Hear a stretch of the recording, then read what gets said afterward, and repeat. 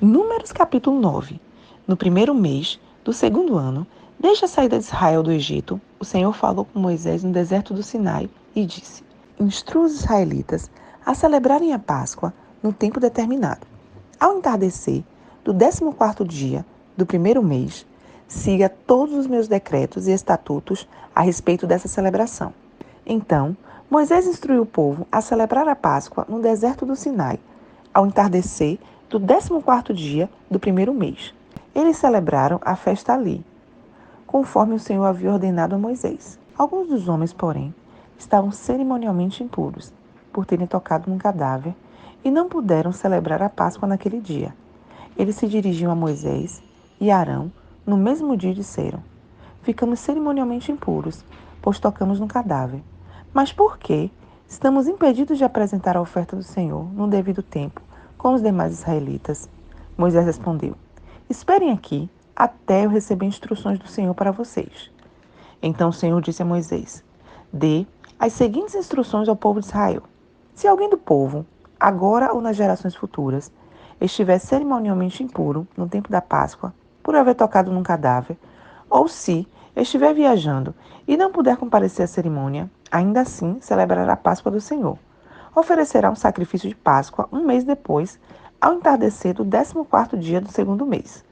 Nessa ocasião, comerá o cordeiro de Páscoa, acompanhado de folhas verdes amargas e pão sem fermento. Não deixará sobrar coisa alguma do cordeiro até a manhã seguinte, e não quebrará osso algum do animal. Seguirá todos os decretos acerca da Páscoa. Aquele que estiver cerimonialmente puro e não estiver viajando, mas ainda assim não celebra a Páscoa, será eliminado do meu povo.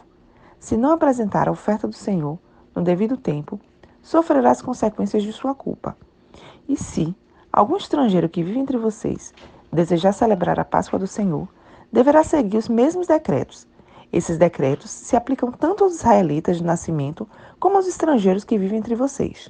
No dia seguinte, em que foi armado o tabernáculo, a tenda da aliança, a nuvem o cobriu, desde o entardecer até o amanhecer.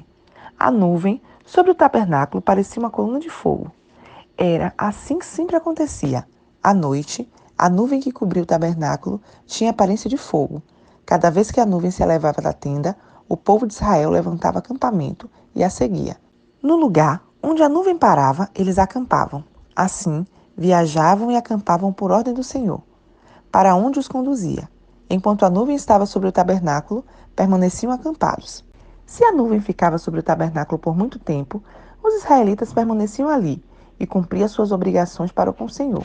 Às vezes, a nuvem permanecia apenas alguns dias sobre o tabernáculo, de modo que o povo também ficava apenas alguns dias, conforme o Senhor ordenava.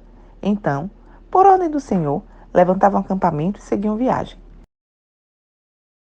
Às vezes, a nuvem parava apenas durante a noite e se elevava na manhã seguinte, dia ou noite.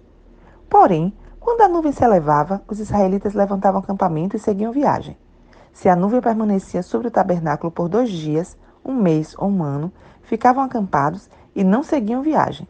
Mas assim que a nuvem se elevava, levantavam acampamento e seguiam viagem. Com isso, acampavam por ordem do Senhor e viajavam por ordem do Senhor, e cumpriam tudo o que o Senhor lhes ordenava por meio de Moisés.